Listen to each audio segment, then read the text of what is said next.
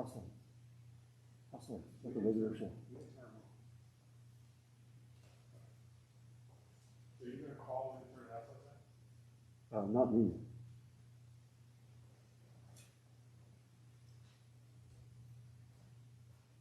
You want the house lights on? Yes, yes. There's an audience looking, and we need to see the curtain. Yeah, thanks.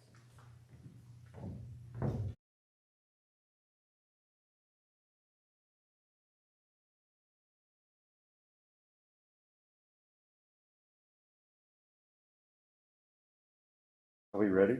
Yes, indeed. 6:53. We still have 7 minutes. Oh, you were told to come in when the lights go on. No, the audience is probably waiting till 7. Yeah. Okay. So we should probably wait till 7. Just relax. It's all good.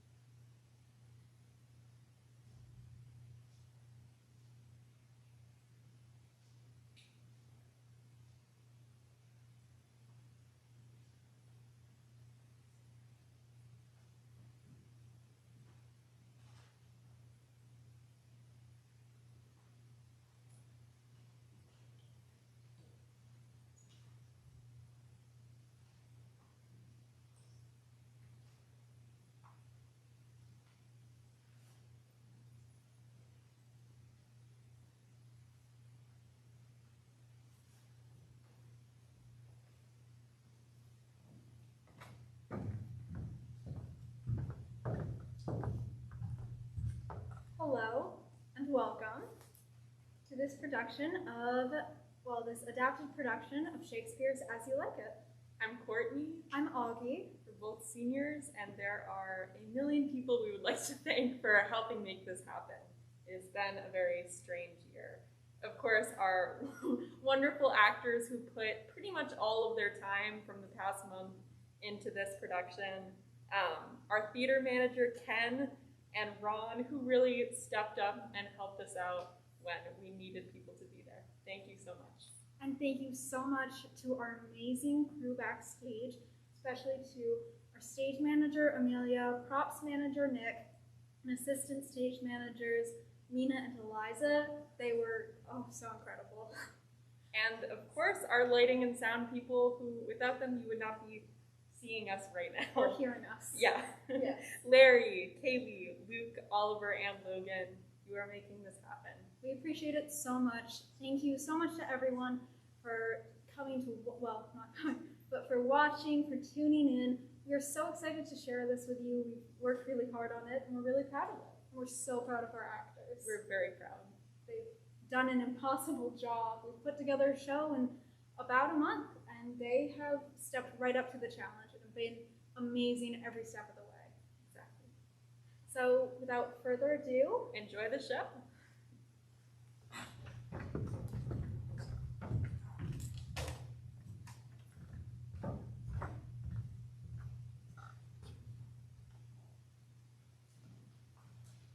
What are you reading? Oh, hi. It's a play by Shakespeare. It's called As You Like It. What's it about? Well, it's about a girl named Rosalind. Her father, the Duke, was banished by a rival ruler, so he fled to the forest of Arden. There's a boy in the story, too, Orlando. He and Rosalind had just fallen in love when his brother, Oliver, plotted to kill him, so he fled to the forest, too. What about Rosalind? Well, she's heartbroken, so she disguises herself as a countryman, Ganymede, and she takes her cousin, Celia, disguised as Alina, to the forest. They bring with them the court jester, Touchstone, for protection. Now, my co-mates and brothers in exile, hath not old customs made this life more sweet than that of painted pomp? Are not these woods more free from peril than the envious court? And this life, exempt from public haunt, find tongues in trees, books in the running brooks, sermons and stones, and good in everything. I would not change it.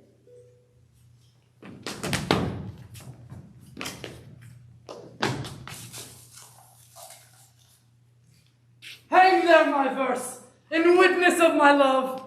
Oh, Rosalind, these trees shall be my books, and in their barks my thoughts all character. Run, run, Orlando, carve on every tree the fair, the chaste, the unexpressive she. Thou seest we are not all alone unhappy. This wide and universal theater presents more woeful pageants than the scene wherein we play in. all the world's a stage, and all the men and women merely players. They have their exits and their entrances, and one man in his time plays many parts, his acts being 7 stages. First, the infant, kneeling and puking in his nurse's arms. Then the whining schoolboy, with satchel and shining morning face, creeping like a snail, unwillingly to school. And then the lover, sighing like a furnace, with a woeful ballad made to his mistress's eyebrow. And then a soldier, both strange oaths and bearded like the pard, sudden in honor, quick and jealous in quarrel, seeking a bubble reputation even in a cannon's mouth. And then the justice, in fair round belly with good cap and lines, both eye severe and beard of formal cut. And so he plays his part. 6 age shifts into the lean and slippered pantaloon, spectacles on nose, pouch on side, his youthful hose well saved, a world too wide. For a shrunk shank in his big manly voice, turning again towards childish treble, pipes and whistles in his sound. Last of all that ends this strange eventful history is second childness and mere oblivion. Sans teeth, sans eyes, sans taste, sans everything.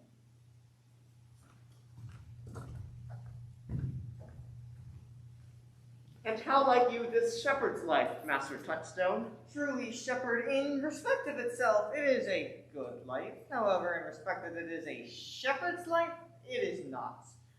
Wast thou ever in court, shepherd? Nay, truly. Then thou art damned.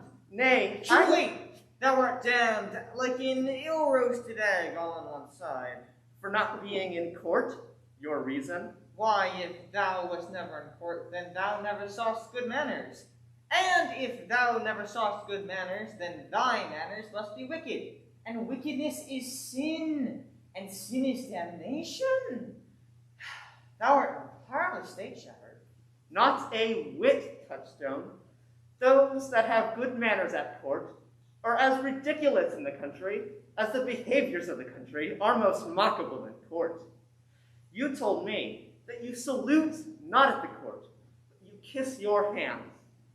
That would be most uncleanly if courtiers were shepherds. Instance briefly, come, instance. Besides, we are still handling our ewes, and their fells, you know, are greasy. Do not your courtier's hands sweat?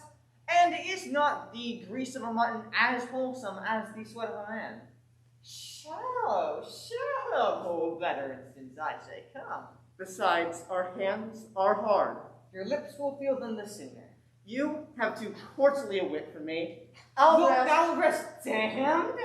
God help me, shallow man. Sir, I am a true laborer.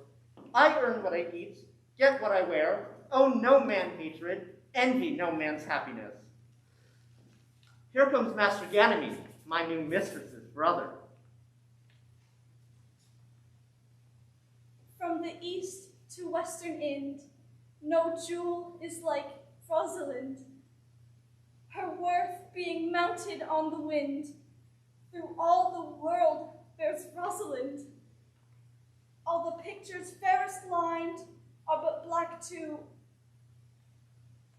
Rosalind, let no face be kept in mind but the fair of Rosaline.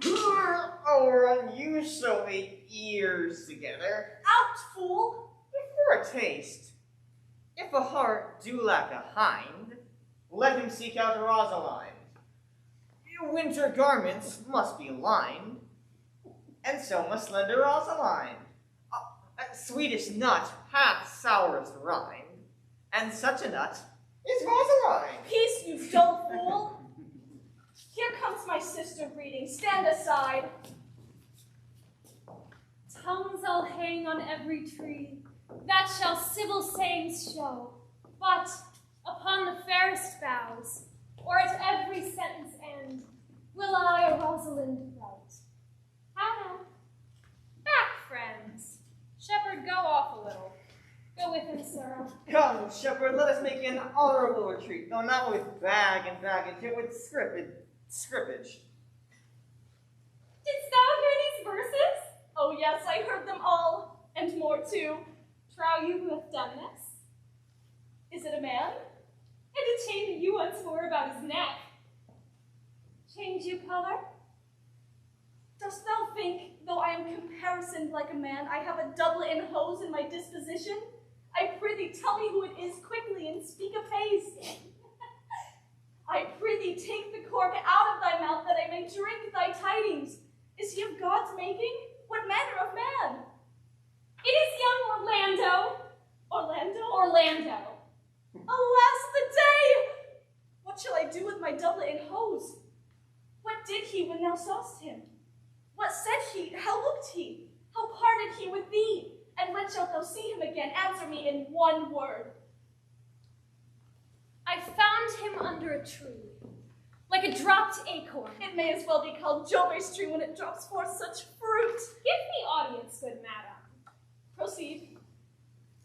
There lay he, stretched along like a wounded knight. Though it be a pity to see such a sight, it well becomes the ground. Proud hold it to thy tongue, I prithee. It curvets unseasonably.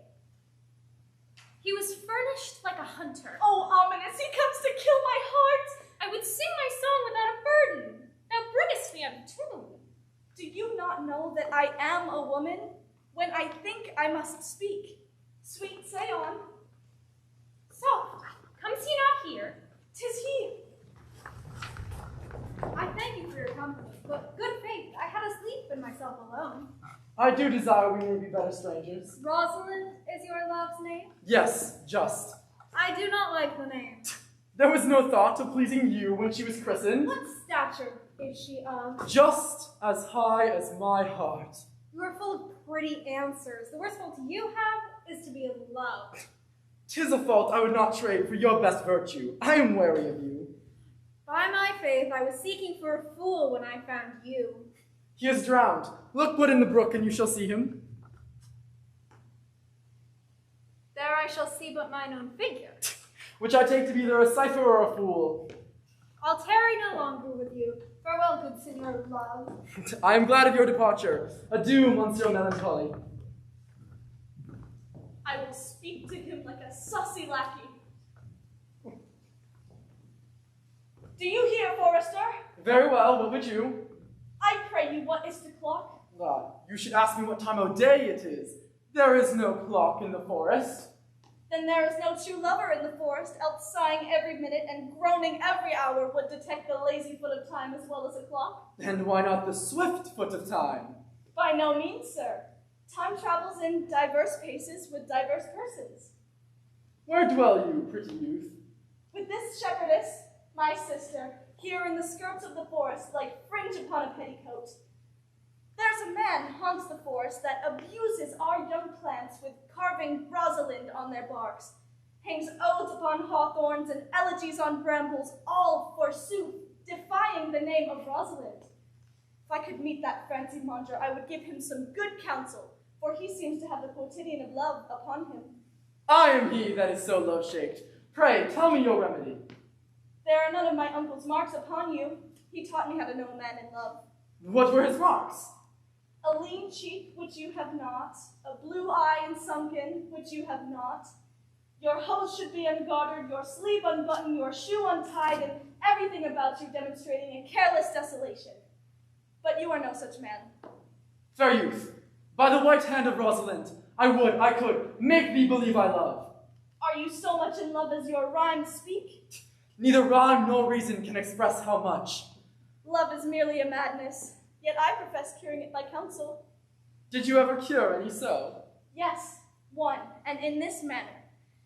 He was to imagine me his love, his mistress, and I set him every day to woo me.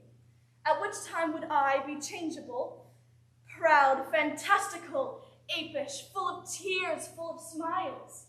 Would now like him, now loathe him, then entertain him, then forswear him, now weep for him, then spit at him, and thus I cured him.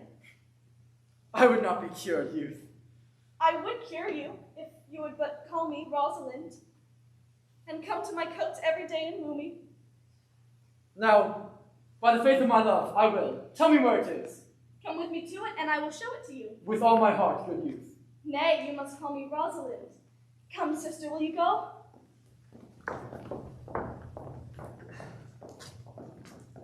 Come apace, good Audrey, I will fetch up your coat. Audrey? And how, Audrey? Am I the man yet? Doth my simple feature content you? Your features? Lord warrant us, what features? Oh, yeah. Truly, I would the gods had made thee poetical. I do not know what poetical is. Is it honest in deed and word? Is it a true thing? No, truly, for the truest poetry is the most feigning. Well, I am not fair, and therefore I pray the gods make me honest. Truly, and to cast away honesty upon an ugly slut were to put good meat in an unclean dish. I am not a slut, though I thank the gods I am ugly. Well, praise be the gods for thy ugliness.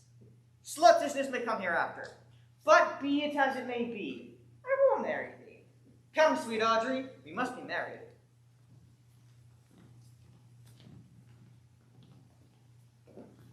Never talk to me, I will weep. Do, I prithee. But yet consider that tears do not become a man. But why did he swear he would come this morning and comes not? Nay, certainly, there is no truth in him. Not true in love? Yes, when he is in. But I think he is not in. You have heard him swear downright he was. Was is not is. He attends here in the forest on the Duke, your father. I met the Duke yesterday and had much question with him. He asked me of what parentage I was. I told him of as good as he, so he laughed and let me go. But what talk we of fathers when there's such a man as Orlando? Sweet Phoebe, do not scorn me. Do not, Phoebe. I fly thee, for I would not injure thee. Thou tell'st me there is murder in mine eyes, and if mine eyes can wound, now let them kill thee. Oh, dear Phoebe, if ever, as that ever may be near, you meet in some fresh cheek the power of fancy, then shall you know the wounds invisible that love's keen arrows make. But till that time, come not thou near me. And why, I pray you? Who might be your mother that you insult, exult, and all at once over the wretched? Why do you look on me? No faith, proud mistress, hope not after it. You foolish shepherd, wherefore do you follow her? You are 1,000 times a properer man than she a woman. 'Tis such fools as you that makes the world full of ill-favored children. But mistress, know yourself, down on your knees, and thank heaven, fasting for a good man's love. Cry the man mercy, love him, take his offer. Foul is most foul, being foul to be a scoffer. So take her to thee, shepherd. Fare you well. Come, sister. Shepherdess, look on him better, and be not proud. Come to our flock. Sweet Phoebe. Huh? What sayest thou, Sylvia? Sweet Phoebe, pity me. Why, I am sorry for thee, gentle Sylvius. If you do sorrow at my grief in love, then by giving love, your sorrow and my grief were both extermined. Thou hast my love. Is not that neighborly? I would have you. Aye, thou were covetousness. So holy and so perfect is my love. Know'st thou the youth that spoke to me erewhile? Not very well, but I have met him oft. I'll write to him a very taunting letter, and thou shalt bear it. Wilt thou, Sylvius? Phoebe, all my heart. I'll write it straight. Go with me, Sylvius.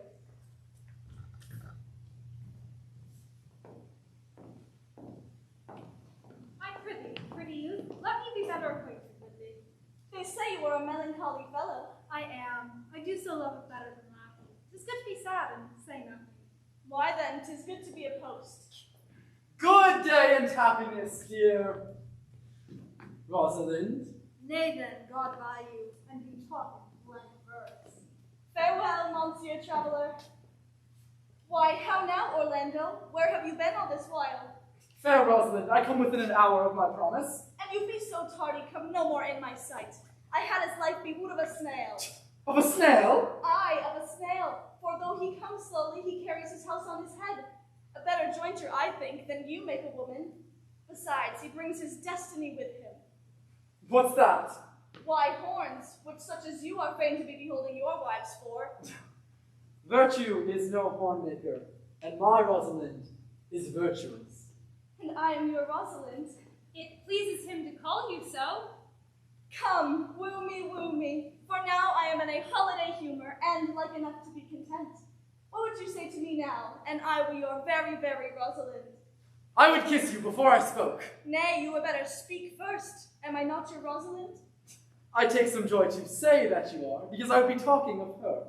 Well, in her person, I say I will not have you.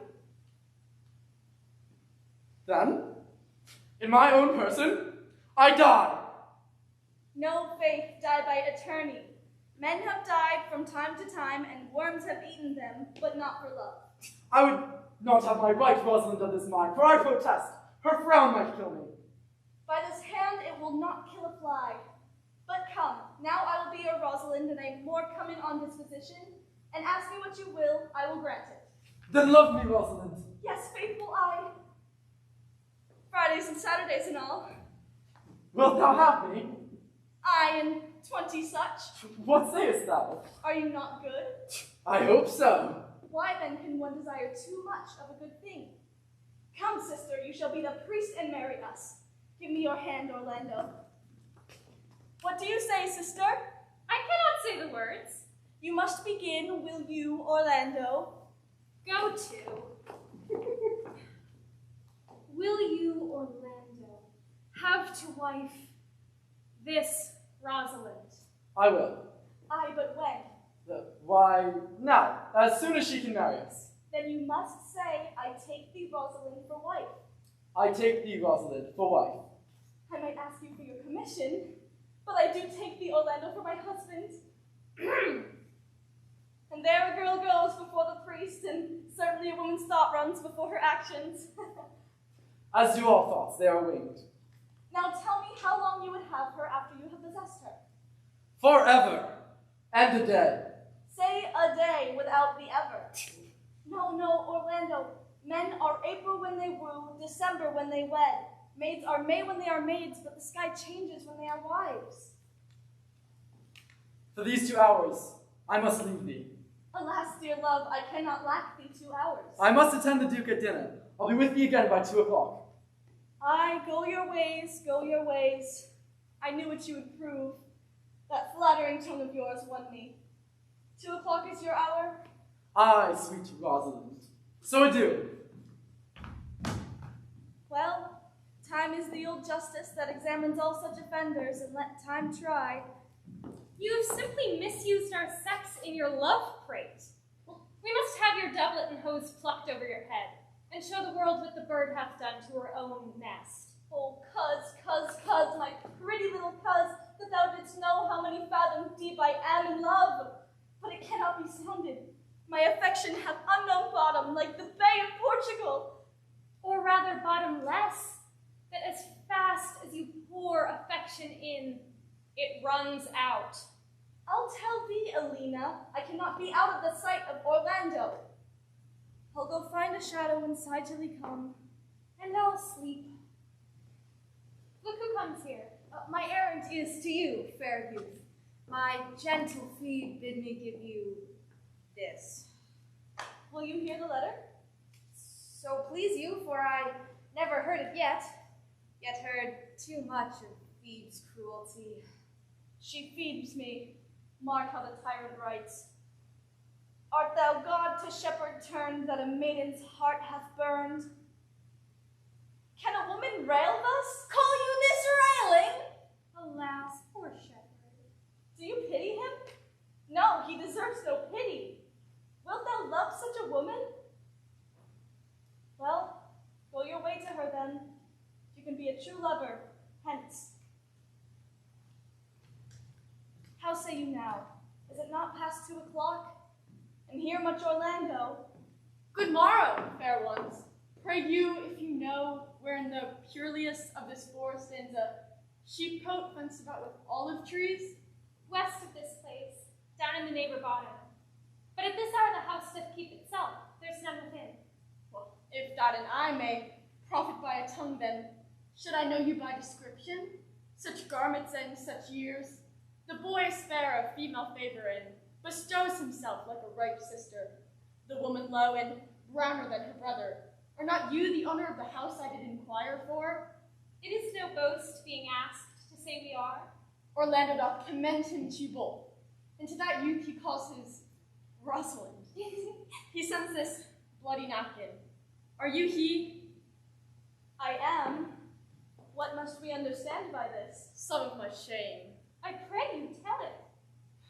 When last the young Orlando parted from you, lo, what befell? Under an oak, a wretched ragged man, o'ergrown with hair, lay sleeping on his back.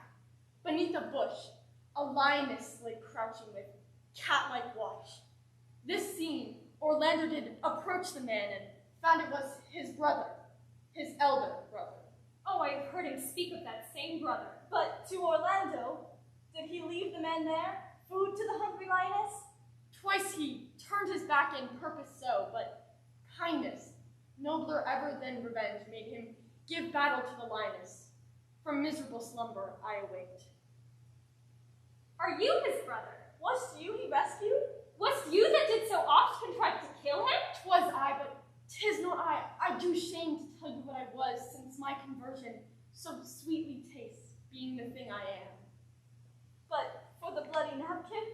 By and by, he led me instantly unto his cave, there stripped himself, and here upon his arm the lioness had torn some flesh away, which all this while had bled, and now he fainted and cried in fainting upon Rosalind.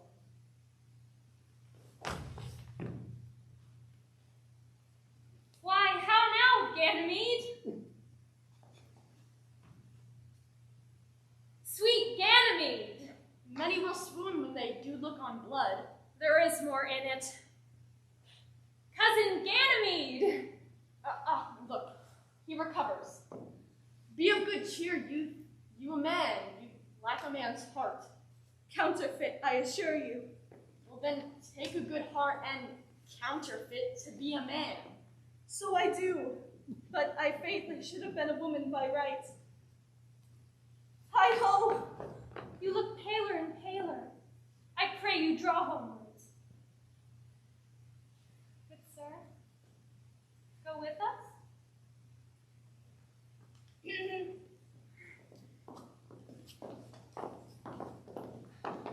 We shall find a time, Audrey. Patience, gentle. Audrey. Faith, the priest was good enough for all the old gentleman's saying. Our master and mistress seek you. Trip, Audrey. Come. Trip, Audrey. Away. I attend. Away!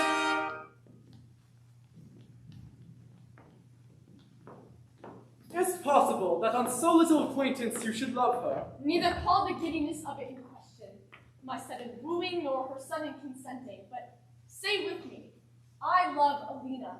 Consent that we may enjoy each other. It shall be to your good. For in my father's house and all the revenue that was all Sir Roland's will I estate upon you, and here live and die a shepherd. You have my consent. Let your wedding be tomorrow. Now go you and prepare Alina, for look you, here comes my Rosalind. God save you, brother. And you, fair sister. Oh, my dear Orlando, how it grieves me to see thee wear thy heart in a scarf. It is my arm. Did your brother tell you how I counterfeited to swoon when he showed me your handkerchief? Aye, and greater wonders than that. Oh, I know where you are. Nay, 'tis true. There was never anything so sudden. Your brother and my sister are in the very wrath of love. Clubs cannot part them. Their wedding shall be tomorrow. But oh, how bitter a thing it is to look on to happiness through another man's eyes. For so much the more shall I be at the height of heart's heaviness tomorrow. Why then, tomorrow I cannot serve your turn for Rosalind. I can live no longer by thinking. I will weary you then no longer with idle talking. Believe then, if you please, that I can do strange things. I have, since I was 3 years old, conversed with a magician so profound in his art, and yet not damnable. If you do love Rosalind so near the heart as your gesture cries it out, when your brother marries Alina, shall you marry her? Speakest thou in sober meanings? By my life, I do. If you will be married tomorrow, you shall, and to Rosalind, if you will. Look, here comes a lover of mine and a lover of hers. Youth, you've done me much ungentleness by showing the letter which I wrote to you. Look upon him, love him. He worships you. Shepherd, tell this youth what 'tis to love. It is to be all made of sighs and tears, and so am I for Phoebe. And I, for Ganymede. And I for Rosalind. And I for no woman. It is to be all made of faith and service, and so am I for Phoebe. And I, for Ganymede. And I for Rosalind. And I for no woman. It is to be all made of fantasy, all humbleness, all patience and impatience, all purity, all trial, all observance. And so I am for Phoebe. And so am I for Ganymede. And so am I for Rosalind. And so am I for no woman. If this blame you me to love you? If this be so, why blame you me to love you? If this be so, why blame you me to love you? Why do you speak too? Why blame you me to love you? To her that is not here, nor doth not hear. Pray you no more of this. 'Tis like the howling of Irish wolves against the moon. I would help you if I can. I would love you if I could. Tomorrow, meet me all together. I will marry you if ever I married woman, and I'll be married tomorrow. I'll satisfy you if I ever satisfied man, and you'll be married tomorrow. I will content you if what pleases you contents you, and you'll be married tomorrow. As you love Rosalind, meet. As you love Phoebe, meet. And as I love no woman, I'll meet. So fare you well. I've left you commands. I'll not fail if I live. Nor I. Nor I.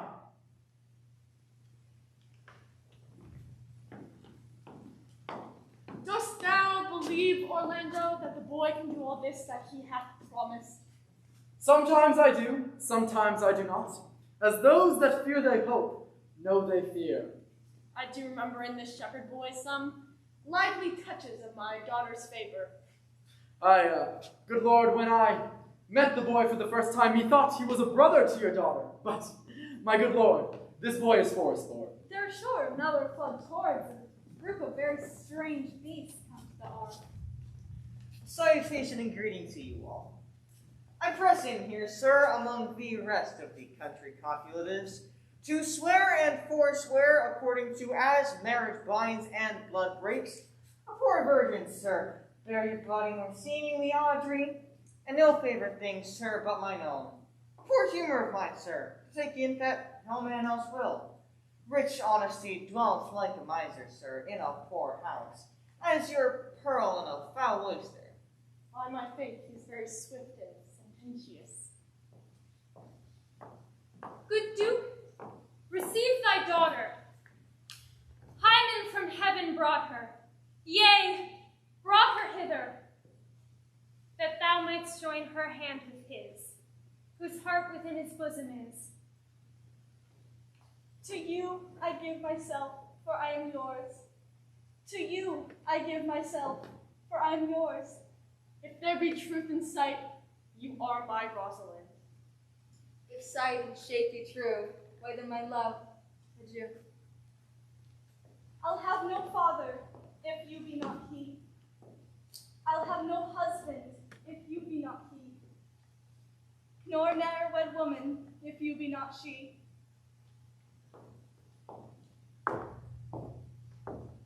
Peace, ho, I bar confusion. 'Tis I must make conclusion of these most strange events. Here's 8 that must take hands to join in Hymen's bands, if truth holds true contents. You to his love must accord, or have a woman, dear lord.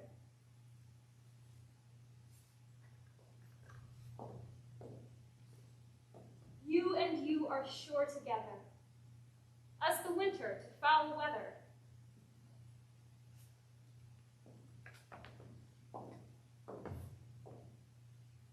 You and you, no cross shall part.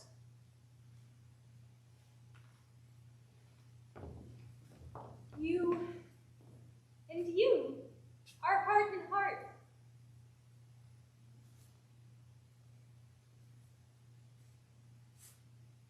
Proceed, proceed. We will begin these rites. As we do trust they'll end in true delights.